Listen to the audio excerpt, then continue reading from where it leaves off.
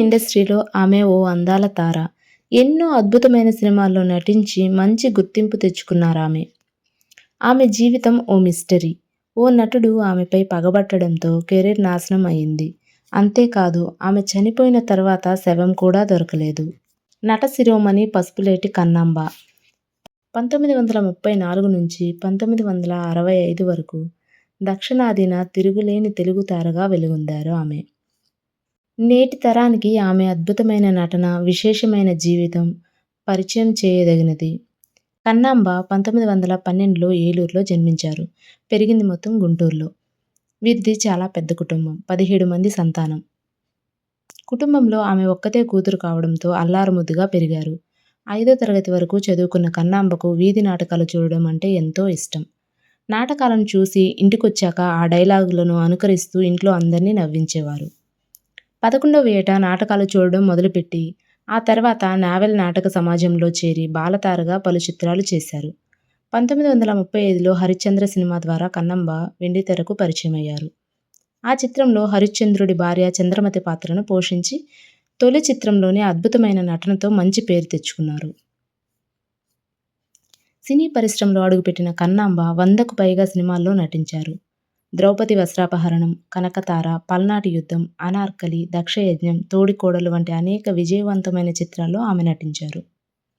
30-40వ దశకాల్లో ఆమె ఒక సంచలన నటిగా ఆమె అందానికి ప్రేక్షకులందరూ ఫిదా అయ్యేవారు. భారీ సినిమాల్లో అవకాశాలు, పేరుతో పాటు డబ్బు కూడా ఆమెకు లభించాయి. అయినప్పటికీ కన్నాంబ కెరీర్ సాఫీగా సాగలేదు. అప్పట్లో ఒక ప్రముఖ తమిళ నటుడు ఆమెకు సమస్యగా మారారు.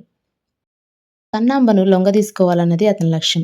అయితే ఆ నటుడిని ఎదిరించినందుకు గాను ఆమెకు నెమ్మదిగా అవకాశాలు తగ్గాయి. ఆ నటుడు కన్నాంబ భర్త కడారు నాగభూషణాన్ని కూడా వదిలిపెట్టలేదు. కన్నాంబ, నాగభూషణంలు పెళ్లి చేసుకున్నాక శ్రీ రాజరాజేశ్వరి ఫిలిమ్స్ కంపెనీని స్థాపించి పలు తెలుగు, తమిళ చిత్రాలను నిర్మించారు. వాటిలో సుమతి, పాదుకా పట్టాభిషేకం, సతీ సక్కుబాయి, శ్రీకృష్ణ తులాభారం వంటి చిత్రాలు ఉన్నాయి. కన్నాంబ, నాగభూషణంలు మంచితనానికి మారుపేరుగా ఉండేవారని చెబుతారు. అడిగిన వారికి కాదనకుండా డబ్బు ఇవ్వడం, సాక్షి సంతకాలు పెట్టడం వంటివి వారికి నష్టాలను కలిగించాయి.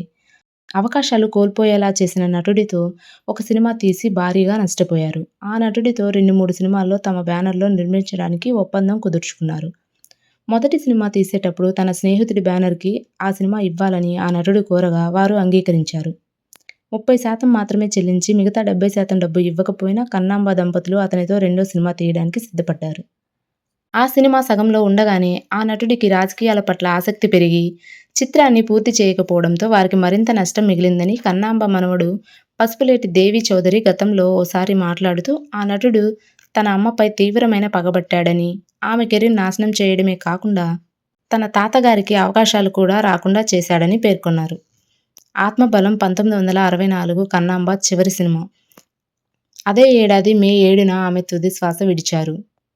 ఎలాంటి అనారోగ్యమూ లేకుండా బతికున్న రోజుల్లో జ్వరం కూడా ఎరుగని కన్నాంబ ప్రశాంతంగా కన్నుమూశారు. అయితే దురదృష్టవశాత్తు మనిషి చనిపోయాక కూడా ఆ నటుడు పగ తీర్చుకున్నాడని దేవి చౌదరి అంటున్నారు. కన్నాంబ భౌతిక కాయాన్ని ఖననం చేశారు.